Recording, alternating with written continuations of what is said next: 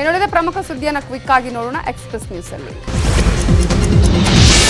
ಭಾರತದ ಆರ್ಥಿಕತೆ 7.5ರಷ್ಟು ಪ್ರಗತಿ. ಬ್ರಿಕ್ಸ್ ವಾಣಿಜ್ಯ ಸಭೆಯಲ್ಲಿ ಮೋದಿ ಹೇಳಿಕೆ, ಡಿಜಿಟಲ್ ಬೆಳವಣಿಗೆಯೇ ಕಾರಣ ಅಂದ ಪ್ರಧಾನಿ. ರಾಜ್ಯದಲ್ಲಿ ಮತ್ತೆ ಗರಿಗೆದರಿದ ಸಂಪುಟ ಪುನಾರಚನೆ. ನಾಳೆ ದೆಹಲಿಗೆ ಬೊಮ್ಮಾಯಿ, ಆಕಾಂಕ್ಷಿಗಳಿಂದ ಸಿಎಂ ಭೇಟಿ, ಚರ್ಚೆ.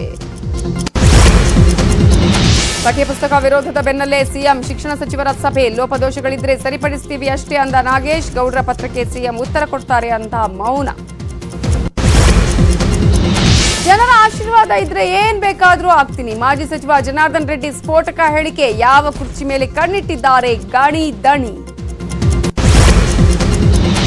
ನಾಳೆ ಕಿಚ್ಚನ Vikrant Rona trailer release. Pre ಈವೆಂಟ್ನಲ್ಲಿ ರಕ್ಕಮ್ಮ ಹಾಡಿಗೆ ಭರ್ಜರಿ ಡಾನ್ಸ್. ಜುಲೈ 28ಕ್ಕೆ ತೆರೆ ಮೇಲೆ ಬರ್ತಿದ್ದಾಳೆ ರಕ್ಕಮ್ಮ.